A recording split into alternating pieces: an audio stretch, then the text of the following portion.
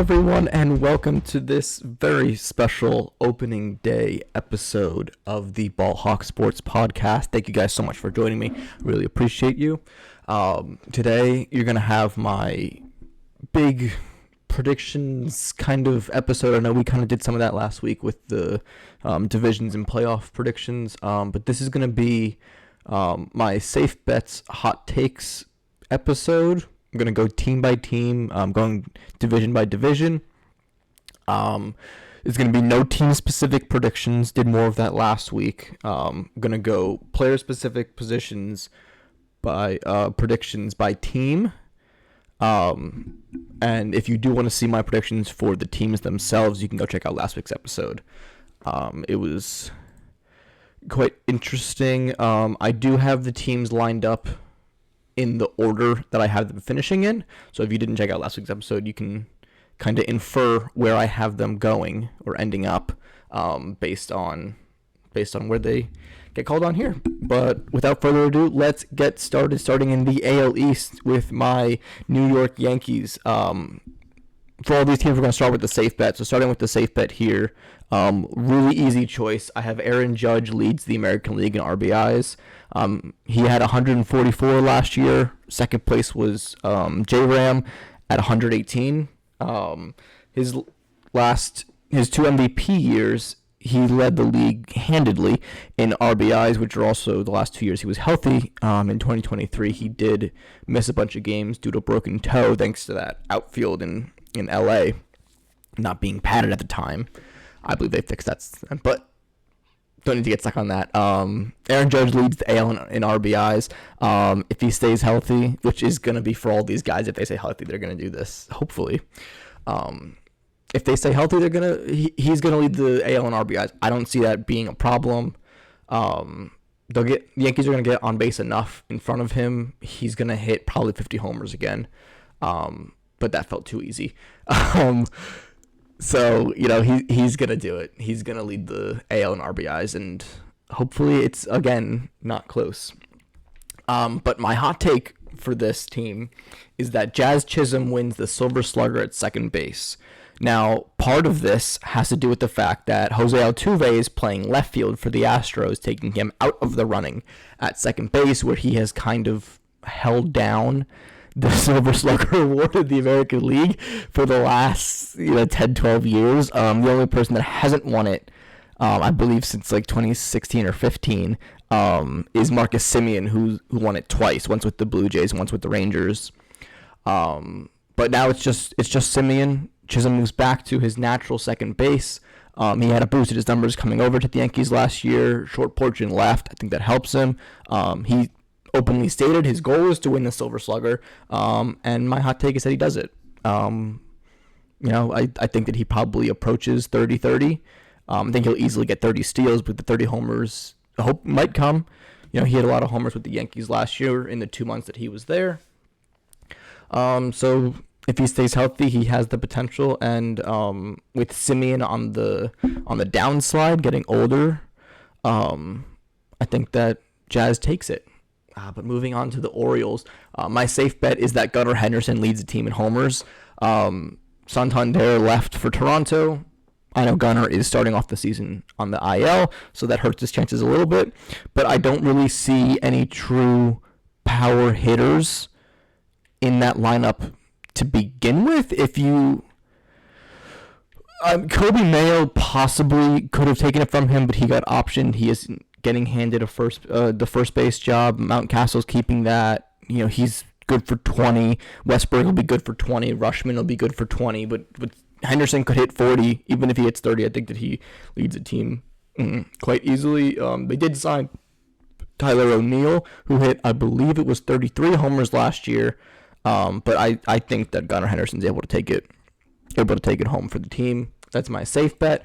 My hot take is that Felix Bautista, coming off of Tommy John surgery, leads the AL in saves. I think because of the lack of starting pitching on this team, there's going to be a lot of close games. Their offense will keep them in it. But I think a lot of close games means that Bautista gets called on a lot to save the games, and he was truly dominant in 2023. I mean, if you want to see the top end of what a relief pitcher can do dominance-wise, go look up his stats from 2023. He was truly dominant, and he missed the last month of the season because he blew out his elbow, and that was his first season in the majors. So I think that he follows it up. They have said that he won't pitch back-to-backs to start the year. We'll see how long that lasts. But my hot take for the Orioles is that Bautista will lead the AL in saves. But moving on to the Red Sox, my safe bet is that Devers wins the DH Silver Slugger. I think taking the pressures, the wear and tear of being in the field allows Devers to just focus on his hitting, which was always his better tool. They've been talking about moving him to DH or first base for years now, and he's not even 30 yet. So I think the official move to DH with Alex Bregman playing third base and top prospect Christian Campbell getting announced to make the team as their second baseman, as well as Marcelo Meyer, their other top prospect, getting reps at second base at the end of spring training, I think just shows that the Bregman to second base thing was a nice facade to get Devers to understand. Bregman plays a plus third base. He doesn't. Devers will win the DH Silver Slugger. His only real competition is Brent Rooker, who won last year. But I think that Devers has more potential than Rooker, who has to prove it last year wasn't an aberration, which I do think he does. But besides the point, I think Devers wins the Silver Slugger. That's my safe bet. And my hot take is that Garrett Crochet leads the AL in strikeouts. Now, I went back and forth on where I wanted to go with this. I really liked Crochet's season last year. He had 209 strikeouts in 146 innings. And he was held for the last 6 weeks of the season to only 4 innings per start. So those numbers are even brought down. Skubal led the AL in strikeouts, I believe, with 228, something like that. So Crochet wasn't far off despite being held back. His K9 really good. I think that he will also need strikeouts in Fenway Park as the fit isn't perfect there.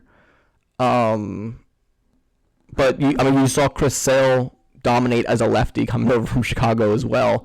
So he could prove it wrong. But I also the other thing to worry about with him is injuries. But you never wish someone to get injured, and I don't think that he will. But I think that he has left that behind him. And so do the Red Sox. They also hope that. But moving on to the Toronto Blue Jays, my safe bet for them is that Bo Bichette has over 4 WAR. He had injuries and bad performance last year, but in 2023 and 2021, he had 4.7 WAR in 23 and 5.9 in 21. He's a career 290 hitter. He hit 225 last year.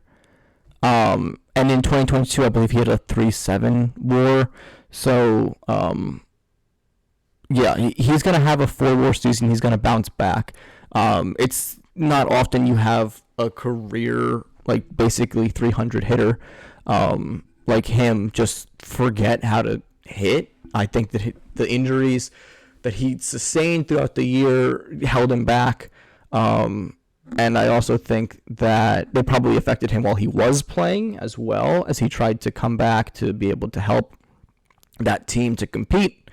But that also leads into my hot take for the Blue Jays, which is that Vladimir Guerrero Jr. going into free agency leads the AL in average. Now, he was second last year to Bobby Witt with a 323 average, but his second half of the season, Vladdy's that is, was better than his first. I think he was batting 280, 290 going into the All-Star break, and then he exploded to bat 360 the rest of the season, end up at 323. So he's proven that he can bat over 300 multiple times now. I think he has a huge year going into free agency this year, and I think that he takes the lead in the AL in average this year. That's my hot take. But moving on to the Rays as my last team in the AL East, my safe bet is that Brandon Lowe hits 30 homers.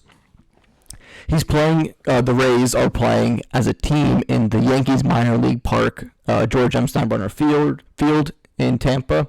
That field, funnily enough, it mimics the Yankee Stadium dimensions, so it has the short porch that the lefties for the Rays will be able to take advantage of, and that Brandon Lowe will be able to take advantage of.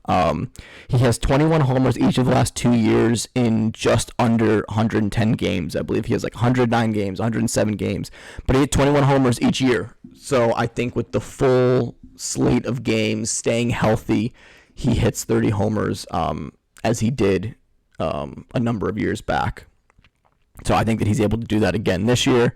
And then my hot take is that Taj Bradley finishes top 10 in the Cy Young. Now, I think part of this has to do with his top prospect pedigree.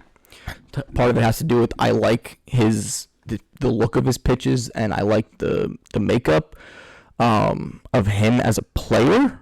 And the Rays are a pitching clinic. I mean, there's not much else to say than the Rays get good pitching.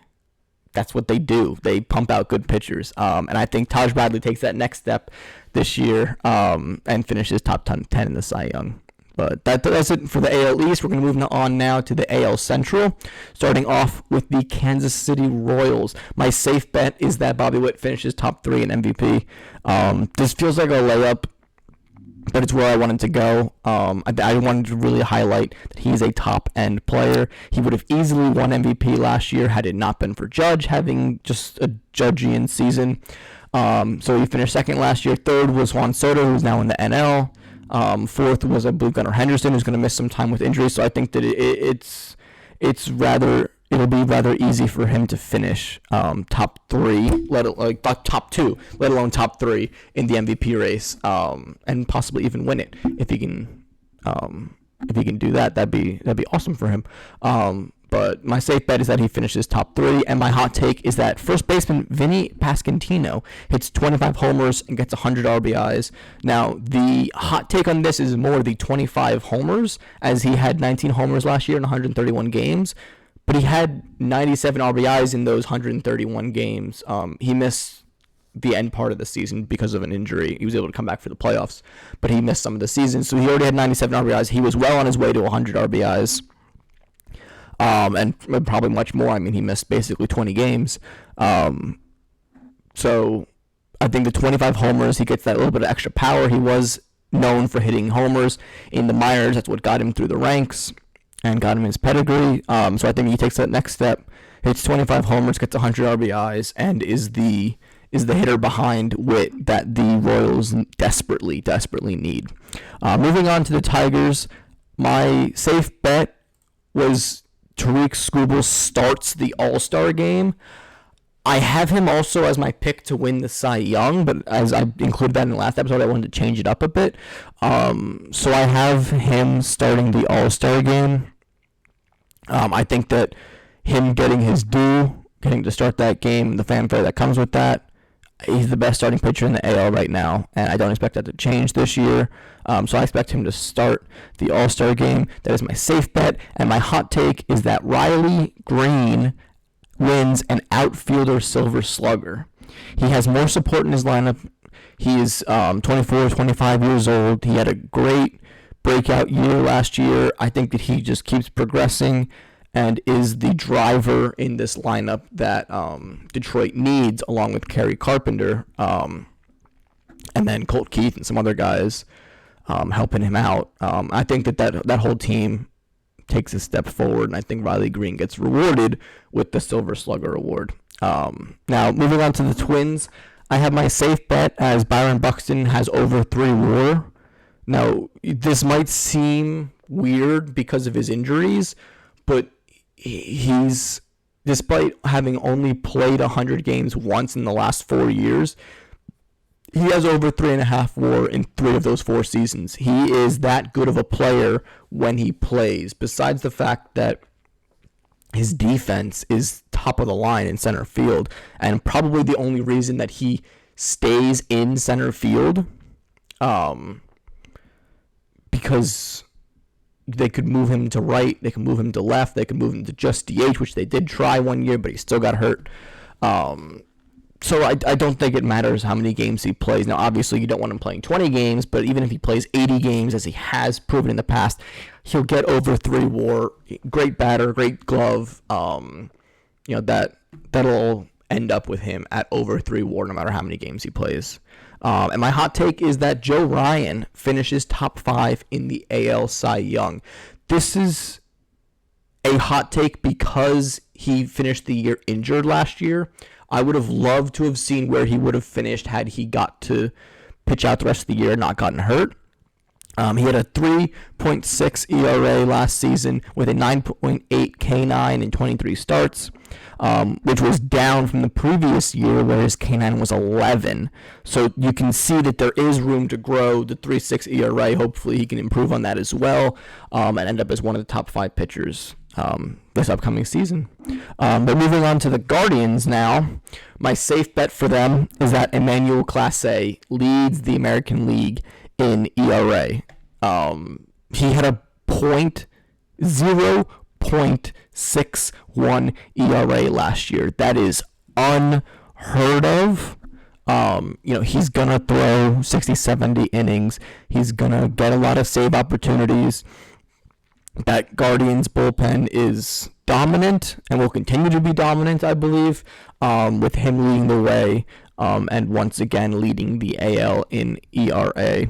And then my hot take is that first baseman DH Kyle Manzardo hits 25 homers and gets 100 RBIs. He's currently crushing spring training, which you can take with a grain of salt, to a 307, 345, 577 slash line. He's a former top 50 prospect that got his first taste of the majors last year. And with Josh Naylor in Arizona and Carlos Santana signed on as a placeholder, Manzardo will have his opportunities. He'll get some DH reps as well as playing first base and possibly right field where he's fit in as well. And I think that he has a breakout season and is the protection behind J. Ram that the Guardians desperately need. But moving on to the White Sox, my safe bet for them is that Luis Robert Jr. tops 3 WAR. I think that his defense can cover up any offensive issues that he might possibly have.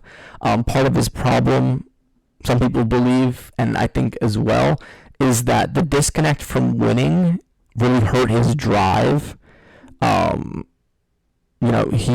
He is a great player, and his only full season when he didn't get hurt, he had a 5.3 WAR and won the Silver Slugger in the outfield. So the potential is there. But he's just a little bit too injury prone, and obviously he needs to find the motivation with a White Sox team that probably isn't going to win a lot of games. But you also have the fact that he might get traded at the trade deadline or before the trade deadline, which if he is just disconnected because he's not winning, hopefully that can change. But my hot take for them is that top prospects Noah Schultz and Hagen Smith both make over 10 starts this season. Now, they're both starting the year at AA, which means that they would either need to jump AAA or get bumped up to AAA pretty quickly. But at AAA, only Jairo Iriarte is above them, another top prospect pitching for them. But the youth movement is here, and the pitchers they do have in the majors aren't going to blow anyone away. They're not anyone to write home about. So these top prospects, I think, get their shot mid-season, end of season, especially if they pitch well off the get-go. It'll be hard to keep them down. The youth movement is here. Chicago wants to provide their fans with reasons to come to the ballpark, and having these two top prospects, especially with Drew Thorpe being out for the year due to Tommy John, could be one of the ways to do that. But that is our AL Central. Moving on to the AL West, the Texas Rangers. My safe bet is that Corey Seager finishes top 5 in the MVP race. He will hopefully continue to have a healthy, well-rounded supporting cast this season, which he did not have last year. But he has 30-plus homers in each of the last 3 seasons. But funnily enough, 2022 is his only year over 125 games. So he's missed time and still hit 30 homers in each of the last 3 seasons. That's meaningful. I mean, he's been tearing the cover off the ball since he signed with Texas. And I think that he is rewarded with a top 5 finish in the MVP ballot. And then my hot take is that Jack Leiter leads his teams in games started. Now, this is one of my biggest reaches of all the takes that I'm going to have. But I think that it has merit. There's a lot of injury risks with every other starter that you could mention on the Rangers. I mean, DeGrom coming off Tommy John surgery and just a array of injury history. Tyler Mahle, also injury history, coming off Tommy John, made some starts last season. Kumar Rocker is another prospect, just like Leiter, former first-round pick and actually old college teammate of his. Very limited in the minors due to injuries. And then Nathan Eovaldi has various injuries come up throughout his career, and every year I feel like he always is one who's going to miss 5 to 8 starts no matter what. And then Bradford and Gray are already down for them with injuries, which are why Leiter and Rocker are breaking camp as starters. So that already shows. I believe Bradford just has elbow discomfort, which is probably said with air quotes because elbow discomfort can mean a lot of things, but it normally is one of those precursors to Tommy John surgery, which would keep him out for the year. But I think that shows the opportunity. He did get rocked last year. Leiter did. He did not pitch well in his opportunities, but he has reworked his pitch mix, adding a new kick changeup is what he calls it, and a two-seam fastball to try to give some more looks for the hitters. And he has the pedigree as the son of Al Leiter, and a first-round pick, and a former first-round pick. Al Leiter was a starting pitcher in the majors for a long time in the 90s and early noughts. So I think that the makeup of the kid and his drive to succeed leads him to lead the team in games started as he solidifies himself as a major league starting pitcher, and someone that the Rangers are happy to have. But moving on now to my Mariners picks, the safe bet that I have for the Mariners is that Logan Gilbert finishes top 5 in Cy Young. He led the AL in innings and WHIP, which is walks and hits allowed per inning pitched last year. The homers did hurt him. He gave 26 homers. That's a lot. And it was the most of the Cy Young finishers last year, as he finished 6th in Cy Young last year. So if he can control those homers a little bit, and then continue to do what he's doing, he's also, I believe his K9 has also gone up each of the last 3 or 4 seasons. So continuing to show improvement. He's only 28. I believe he turns 29 soon. And I think that he continues to climb that Cy Young ladder, hitting the top 5 this year. And then my hot take is that Julio Rodriguez returns to form and gets 30-30 again. He's had 20-20 all 3 years in the majors. He had a down year last year, but his best year in 2023, he had 32 homers and 37 steals. I think the speed will come. It's the power that'll be the question. He'll get on base better than last year. I do believe that. Them getting a Rosarena at the deadline helps him. Them finding Victor Robles and signing him to an extension helps out as well. So he'll have a little bit of a better cast around him, although it would have been nice if Mariners went out and did get another bat for him. But you can't fault him for working within their constraints. But I think that he rebounds and goes 30 homers, 30 steals this next season. But moving on to the Houston Astros, my safe bet for them is Isaac Paredes hitting 30 homers. He's a pure pull hitter. If you go on Baseball Savant and you look at his spray chart, it is everything good happening to the pull side. And as a righty with the Crawford boxes in Houston now, he's in a great spot for him. He only hit, I believe it's 19 homers last year, but Baseball Savant had him projected to hit 26 had he played all his games in the Houston stadium. So hopefully playing his home games there allows him to get back to that 30 mark where he hit 31 with Tampa in 2023. So I think that he's a safe bet to hit 30 this year in Houston, making that Kyle Tucker trade work out for them, along with Cam Smith, who we just found out made the team as the, I believe, starting right fielder. Very interesting there. But my hot take is that Yanier Diaz, their catcher, makes the All-Star team. He had a 299, 325, 441 slash line last year, but his slug was down from his rookie year, where his slug was at 538. I don't know how much of that was from, full-time catching duties, not getting as many DH days or whatever it is, or a sophomore slump maybe. But I think that he, with those numbers, you improve the slug a little bit more well-known. I think he's able to make the All-Star team ahead of guys like Salvador Perez, although he does have some tight competition with Cal Raleigh and Adley Rutschman also in the AL, but I think he's able to sneak in there and make the All-Star team. That is my hot take for the Astros. But with the Athletics, we're going to do next. My safe bet is that Mason Miller leads the AL in strikeouts. He was second last year to Josh Hader by 1 strikeout in 6 less innings pitched. So Miller pitched 6 less innings, but only had 1 less strikeout than Josh Hader.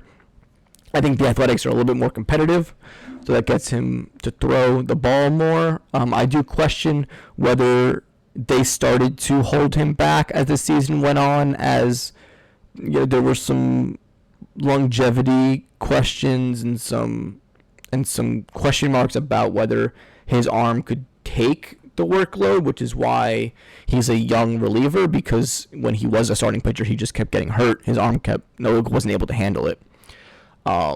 So I think that he's able to get pushed a little bit farther, a little bit more improved with another full year as a relief pitcher. I think he leads the AL in strikeouts. But my hot take for this team is a really interesting one. I have Jacob Wilson, their top prospect shortstop, who was given the shortstop job out of camp now. Bats over 300. He is rated to have a 70 grade hit tool, which, if you're not aware, tools in baseball scouting is graded on an out of 80 point scale. So a 70 grade hit tool is really good. And he batted .433 across 53 games in the minors before making the majors last year, and unfortunately getting hurt and missing most of the end of the season. But that's like, batting .433 at any level is impressive. Going to AA and AAA and doing that, even more impressive. So I think that his hit tool is going to translate. He's going to see the ball well. He's going to hit it well. And he's going to be a great setting up spot for Lawrence Butler, Brent Rooker, and Shea Langoliers and everyone else over there in, I guess it's Sacramento now. But last team for the AL West is the Los Angeles Angels. My safe bet, Mike Trout hits 30 homers. They moved him to right field to keep him healthy, which I think is 3 years too late, but they got to do what they got to do. He has 28 homers over the last 2 years, where he combined for 111 games. So in 111 games over the last 2 years, he hit 28 homers. That is an impressive count. That puts him over 40 for a full 162. I expect him to play right field, get a lot of DH days, and be able to surpass 30 homers quite easily. Especially, he's Mike Trout. I don't think he's never proven that his bat is gone. He's just proven that his health is a little questionable. So I think the only question with that safe bet there is if he can be healthy enough to be able to do it for the full 162. But I think that he is. I think they manage it a lot better, as they should have started doing years ago. And he gets over 30. But my hot take is that Zach Neto, their much improved shortstop, who had a breakout year last year, hits 20 homers and gets 40 stolen bases. His batting average last year was .249 with a .318 on-base percentage. So if he gets more walks and has a higher average, he'll get more chances to steal more than the 30 bases that he got last year, and he did hit 23 homers. So you could look at that and be like, hey, if he keeps improving, as he's only, I believe, 24 years old now, he could get 30-30. But I went a little bit safer on that just because I think as a prospect, he wasn't exactly known for his power. So I think 30 homers is pushing it a little bit. But I don't think 40 steals is. I think a little bit more walks, a little bit higher batting average, and he'll get to 40 steals easily. So I have him going 20-40, and really helping to be one of those building block pieces over in LA. So that wraps up the AL West and the American League in general. So we're going to move on now to the NL East, starting it off with the Atlanta Braves. My safe bet for them is that Chris Sale has over 200 Ks. Now, in every year since 2013, where he makes more than 21 starts, he gets to 200 Ks. That's just, if you get a healthy Chris Sale, you get 200 Ks. That is one of the safest bets that has been in the majors for the last, 12 years. It's just whether or not he is healthy. And I think when Strider comes back from injury, and if, some of the guys behind him in Lopez and A.J. Smith-Shawver and Grant Holmes and everyone else that could be in that rotation shows that they are capable, they'll be able to manage Chris Sale a lot better in terms of his inning pitched as he's getting up there in age, and not push him as much. But I still think he'll pass 200 Ks. Just because that's what he does. That's what you pay him for. And my hot take is that Spencer Schwellenbach finishes top 10 in the Cy Young. Now, if you're not aware of who this is, he was a rookie last year. He had 3.35 ERA last year with a 9.2 K9. He pitched only 123.2 innings, so probably 2/3 of a season he got. And interestingly enough, he had an average of 5.88 innings a start. That means he was averaging better than getting 2 outs in the 5th inning. Not exactly getting to the 6th inning, but on average, he was getting into the 6th inning. That is very rare for a younger pitcher, and it's pretty rare as well for a manager to trust a rookie in that kind of capacity. So I think that he builds on the numbers that he put out there. He's already striking out more guys in spring training this year, which small sample size and competition. I understand that, but he's showing a commitment to that. And I think the willingness of the Braves to already have pushed him farther than most young pitchers get pushed in terms of innings pitched will get him the numbers that he needs to finish top 10 in the Cy Young and take that next step to helping the Braves out and making the playoffs and hopefully getting farther than that. But moving on to the Philadelphia Phillies. My safe bet for them is that Bryce Harper slashes 280, 370, and 510. He's topped those numbers every year since joining the Phillies, except for 2022, where his on-base percentage was only at 364. So basically, you can pencil Bryce Harper in, whether he's got one arm or not, for a 280 batting average, 370 on base, and 510 slugging. That's great numbers. That's why they paid him. That's what he is paid to do, and that's what he will do this year, which honestly will probably even exceed those, which is why it's a safe bet. But my hot take is that newly acquired starting pitcher Jesus Luzardo will strike out 200-plus players. Part of this is that the Phillies let their pitchers rock.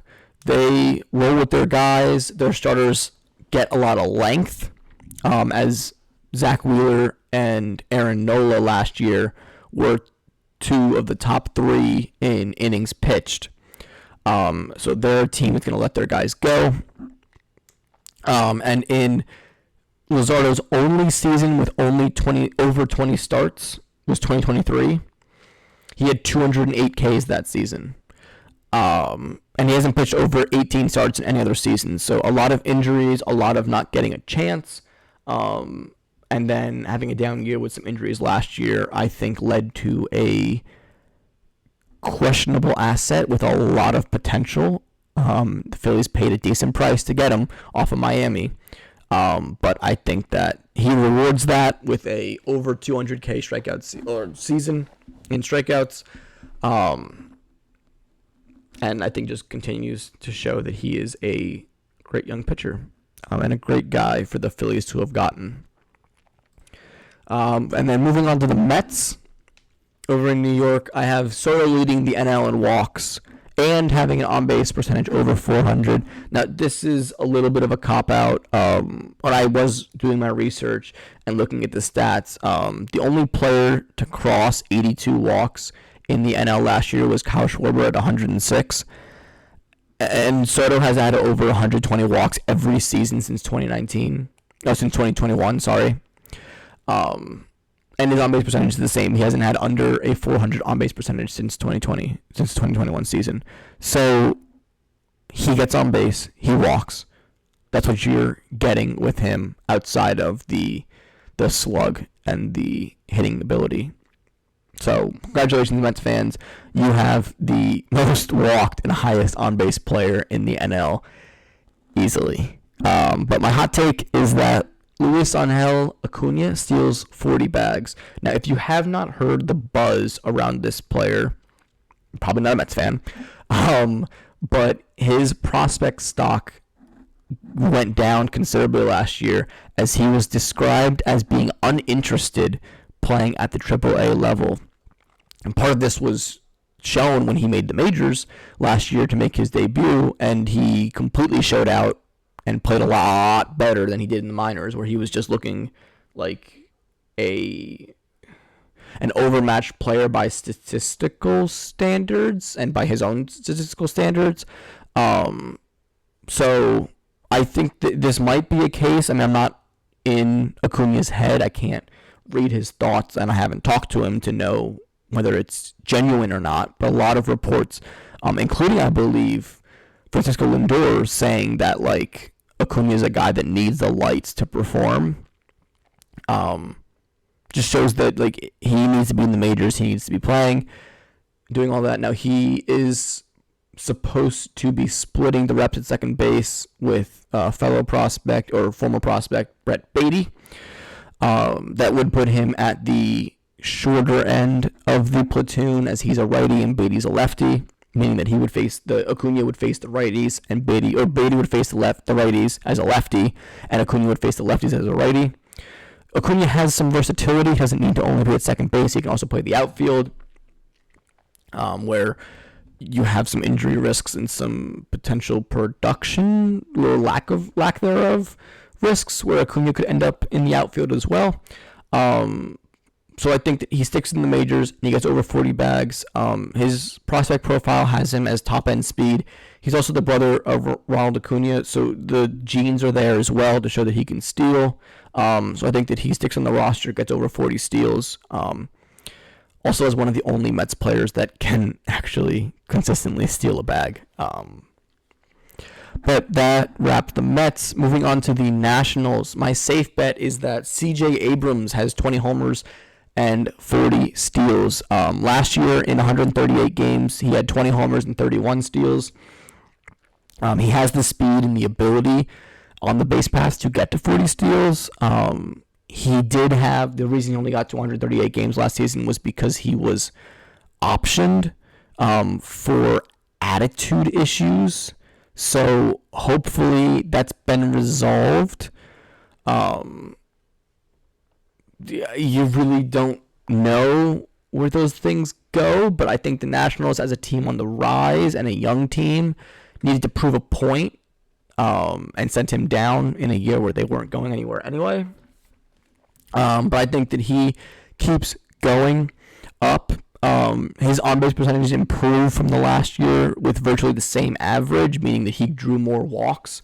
So if he can get a few more hits while continuing to draw a few more walks, he'll get more chances on the base paths, and he'll be able to potentially get to, or I believe he will get to 2040 with those extra opportunities.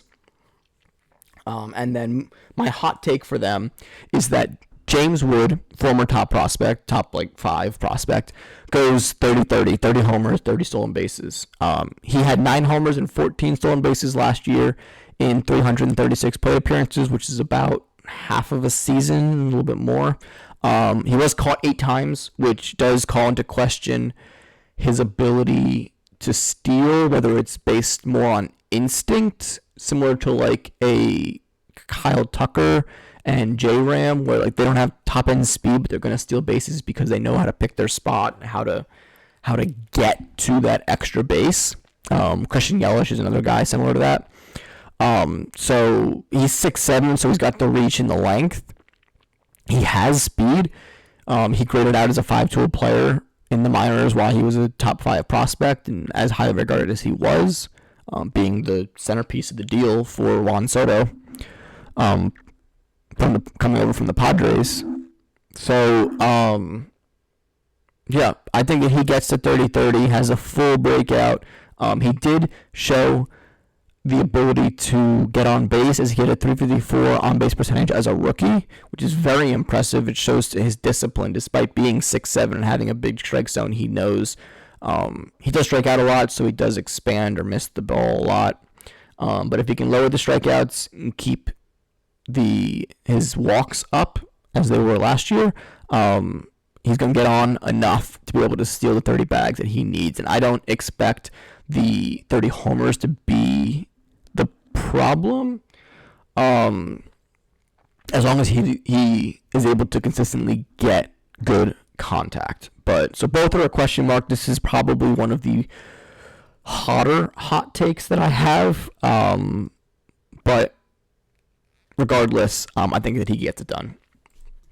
So finishing off the NL East with the Miami Marlins, I have shortstop Xavier Edwards with a 300 average and stealing 50 bags. Now, last year in 70 games, which is a little bit less than half the season, he had a 328 average with 31 steals. That very easily puts him on track for 50 steals and a 300 average. I think that he gets it done nice and easy, batting at the top of that lineup. You know, he's not a power hitter. There's not a lot of slug in that bat, but you don't need it if you're batting over 300.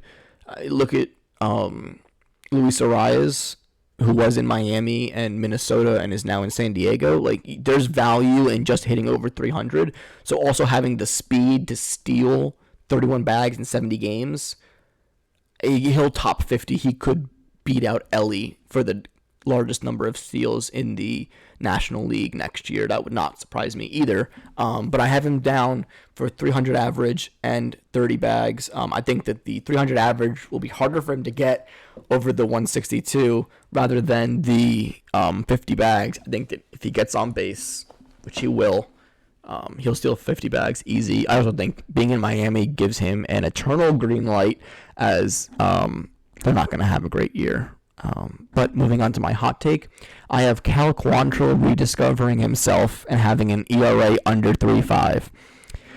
In 2022, with the Cleveland Guardians, he had a 3.38 ERA in 32 starts and a 2.89 ERA in 22 starts in 21. So that's back-to-back years with a good ERA. He then had a down year in 23 with the Guardians before getting moved or switching teams to the Rockies, where he had to pitch at Coors Field, where, if you're familiar, not a nice place to pitch at all. So moving to Miami gives him a huge boost where that's concerned, as Miami is considered a pitcher's park. So I think he's able to take that. I did think he had a pretty good year, kind of fell apart towards the end of the season last year, but he was putting together a pretty good season prior to that, so I think that he's able to put it together this year. And Miami sneakily kind of got with like some of the juice that the Rays have with their pitchers. Their pitchers are pretty good. Now, they also have a huge ballpark, so who knows what's what, but I think that he's able to get his ERA back under 3.5 and turn to a good pitcher for them or a good trade piece. We'll see what happens. But moving on to the NL Central, my safe bet for the Cubs is that Kyle Tucker finishes top 5 in MVP. Last year, in just 78 games, his slash line was 289, 408, and 585. That puts him as a top 3 hitter in maybe in baseball last year. He has a better lineup in Chicago, in my opinion, with where on base and speed and stuff like that is concerned. So I think that his counting stats can also go up, especially RBIs. He wasn't really a guy in Houston that would get the runs batted in, but he's also moving from the second batting spot to the third batting spot, which will also help with that. I just think Kyle Tucker in Chicago coming into his free agency year is able to push those numbers that he had last year, maybe even a little higher, and show that he is deserving of the huge contract that is awaiting him at the end of the season with the top 5 MVP finish. And my hot take is that Pete Crow Armstrong gets 20 homers and 40 stolen bags. Now, last year in 123 games, he had 100 homers, or he had 10 homers and 27 stolen bases. So I don't think that over the full 162, he'll have a problem getting to 40 bags. It's the 20 homers. But even with only a slash line at 237 batting average and 286 slash on base, he's got a lot of room to grow there. If he could bat 250 and get on base at a 320 clip, he's going to improve the number of chances he has to steal bags. And he's got more behind him if he bats leadoff, or more in front of him if he bats at the end of the lineup, to be able to protect him and make sure that he's getting the better pitches to hit. He's also letting up spring ball with a notably more powerful swing and a focus on power. And I think he's able to translate that into a 20 homer, 40 homer, or 40 stolen base season. But moving on to the Milwaukee Brewers, my safe bet is that William Contreras slashes 280, 360, 450. He's eclipsed those numbers each of the last 2 years, and he was barely underneath them 3 years ago at 278, 354, 506. So, I mean, his slug even has some uptick that it could go. Being the full-time catcher in Milwaukee has taken some of his slug away, which is not a big deal when he showed the defensive improvements that he did. But I just think he's a very consistent player, especially a catcher. He's exactly what you want with a bat. So he's going to hit those numbers quite easily. But my hot take is that Jackson Chourio goes 30-30. He's a former top prospect, 5-tool guy who you could see as the season went on the improvement. He had a much better second half than the first half last year as he adjusted. He was, for a majority of the entire season last year, the youngest player in the majors. So it was very impressive what he was able to do last year. He did also hit 21 homers and have 22 stolen bases, so he was building to that. I think he's able to completely put it together, prove that he is a superstar in the league, and get that 30 homer, 30 stolen base season. Now, moving on to the Reds, I have Elly De La Cruz getting 25 homers and 50 stolen bases again. He had 25 homers on the dot and 67 stolen bases last year, with only an on-base percentage slash of 259 and 339. So he could go up in those positions as well. He had 218 strikeouts or something like that, way too many strikeouts for anyone to have, but he is a taller guy with a longer swing. So if he cuts down on his strikeouts, he should get on base more, giving him more opportunities to steal. It'll be interesting to see if he continues to be as overly aggressive as he has been, if the Reds start winning more. Like I talked about with Edwards in Miami, it's easier to have an eternal green light if you're on a team that isn't in it. If you're on a team that's in it, you're more likely to take less risks because those runs could mean more. If you're 10 games under 500, or even at 500 and 5 games out of the wild card spot, you can take the risks to be able to get those extra runs. If you're in the driver's seat for a wild card spot, or you're a game out or something like that, like, I don't know if they're going to want LA running around as much as he did last year. But we'll see. I do have him getting to 50, though. I think that's a foregone conclusion with him getting to 67 last year, and also improving his ability to not strike out as much gets him over the 25 homer mark as well. But my hot take is one of my big feelers for this season is that Matt McClain, the second baseman in Cincinnati, who should be the shortstop, but they're letting Ellie play bad defense out there, has a 5 WAR season and hits 25 homers with 25 stolen bags. If you're not familiar with who he is, he debuted as a rookie in 2023. He hit 290 with a 357 on base and a 507 slug. He had 16 homers, stole 14 bags, and had a 3.6 WAR while splitting time at shortstop and second base. Last year, he had, I believe it was an elbow injury that he suffered diving for a ball in spring training that kept him out of the whole season. He was able to come back, do some minor league rehab, and finish the year in the Arizona Fall League. He is a guy being slept on, being with the Central team in the Reds that doesn't get as much national fanfare as they should. I think that he proves he is a great player. He is a top second baseman in the league, possibly shortstop if they move him back and move Ellie over to third. But I think that he puts that all together, gets 5 WAR, 25-25, and takes that next step for the Cincinnati Reds.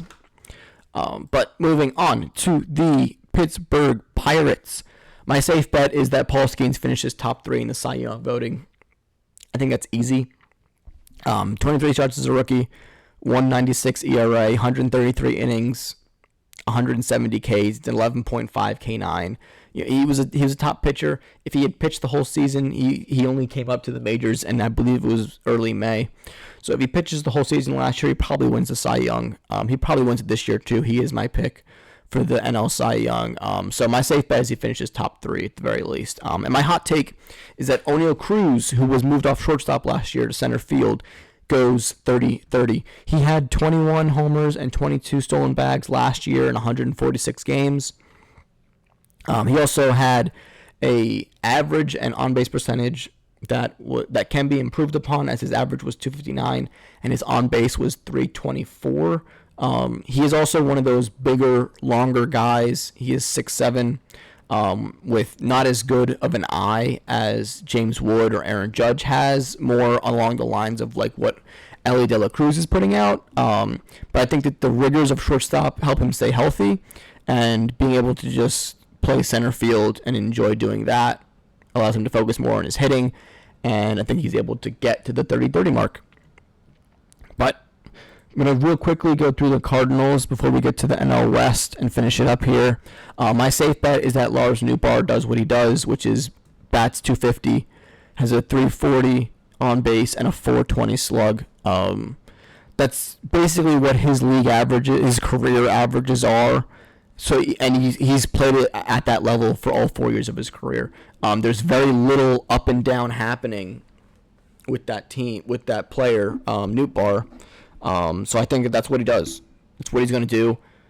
And that's just that. Just a very unassuming type of thing. But for a Cardinals team with so many question marks, you really can look at him and be like, okay, we know exactly what we're going to get from him. And that's a good thing when you look around and you see a lot of what you don't know. But speaking of what you don't know, my hot take for them is that Sonny Gray has a sub 3.2 ERA. 3 of the last 6 years he has done this, so it's not the most outlandish things, but he is now 35. And he had a 3.84 ERA last year in 28 starts. I do think that he's a guy who is more comfortable playing with less pressure. I don't think there's many places other than St. Louis where there's not a lot of pressure. So I think that he's able to just kind of do his thing and cruise to a sub 3.2 ERA.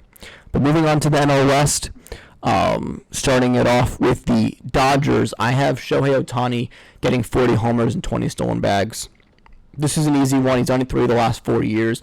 The only year he didn't steal 20 bags.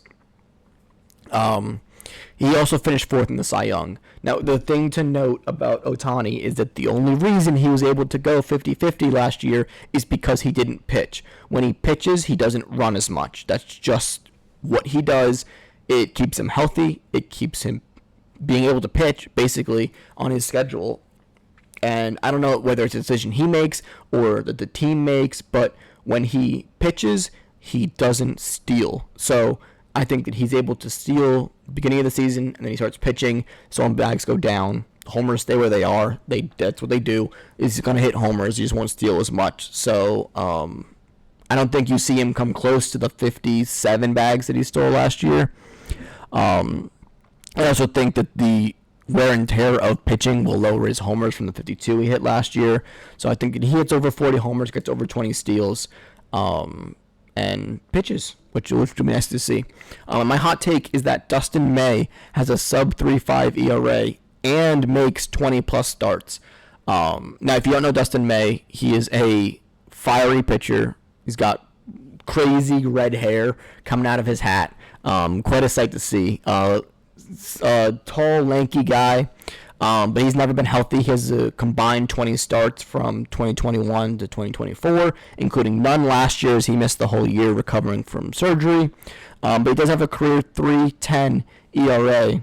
And his biggest issue is his walks. His stuff is really nasty. It's really good stuff-wise, but his control is limited, obviously, by him being hurt so much, not being able to try to rein in his pitches and learn how to control them. It's not there. So I think his stuff is there, and I think that he's able to stay healthy. I think the Dodgers will manage him as well. They have a lot of guys that can go.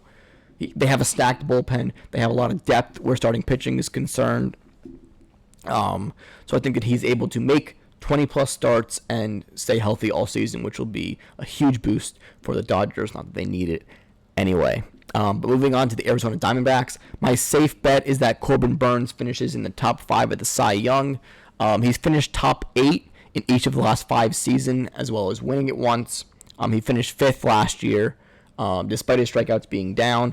Moving to a different team, back to the NL, where he was in the AL last year. To a Diamondbacks team that can protect him with Zach Gallen and Merrill Kelly and Eduardo Rodriguez and Brendan Pfaadt also in that rotation, and the top offense from last year. Statistically speaking, I think that he'll be able to just continue what he's doing or what he's been doing as one of the most consistently great pitchers in this league, and he'll finish top 5 in the Cy Young voting again. But my hot take is that Corbin Carroll finishes top 5 in the MVP. So I have them with a top 5 Cy Young award finisher and a top 5 MVP finisher. Corbin did this as a rookie in 2023.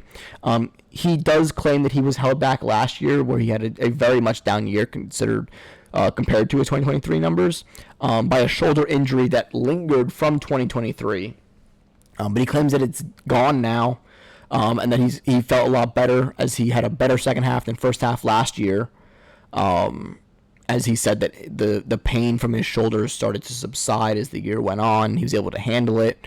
But he's easily got 25-50 potential. He led the league in triples each of the last 2 years. His speed is real. His power is real. And Arizona had a top offense last year, as I mentioned, without him having a career year or a great year, being the player that he was in 2023 when he did finish top 5. So I think that he's able to take the step back to being the player that he can be, and finish his top 5 in the MVP. But moving on to the San Diego Padres, my safe bet is that Manny Machado hits 30 homers. He's done so in 7 of the last 10 seasons, with the 3 seasons that he didn't, one being COVID when nobody did. He hit 28 in 2021 and 29 last year, and last year he had a lingering injury issue that kept him at DH and on the IL a little bit. So I think that he hits 30 homers, easy peasy.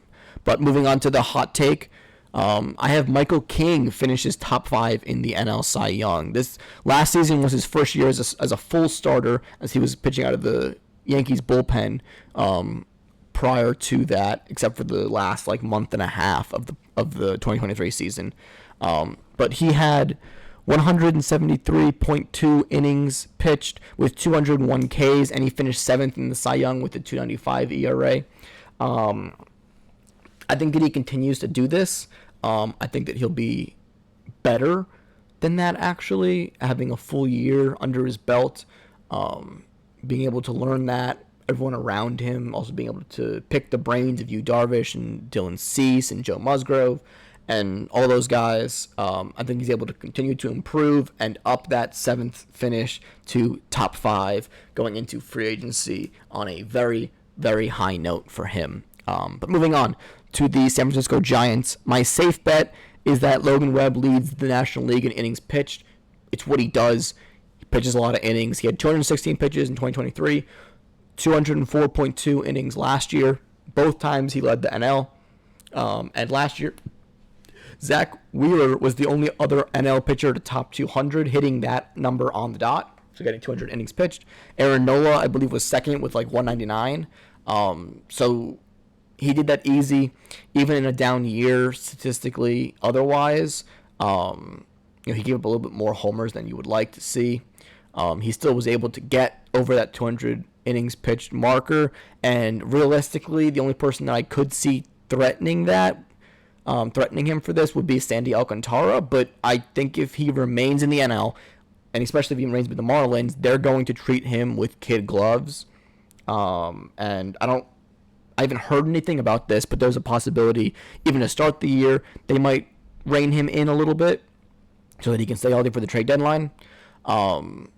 And that'll limit his innings pitched. So I think that he'll be able to Webb will easily be able to lead the NL in innings pitched this year. And then my hot take is that Julio Elliott Ramos is able to slash 280, 350, and 500. His slash last year was 269, 322, and 469 in 121 games. It was his first full season opportunity. He has a little bit more lineup projection and a little bit more experience going into this season. He was always known as a really good hitter in the minors as a prospect. I think he's able to take that next step and reach those higher slash numbers. But moving on to my Rockies and one of my more fun picks with my hot take, which is that Ezequiel Tovar has more home runs than walks. This is an incredibly weird statistical anomaly that I found, but last year he did it. He had 26 homers and 23 walks, which is incredible. And then he had 15 homers and 25 walks the previous year. So my hot take is that he will do it again, and he will hit, 28 homers and walk 25 times.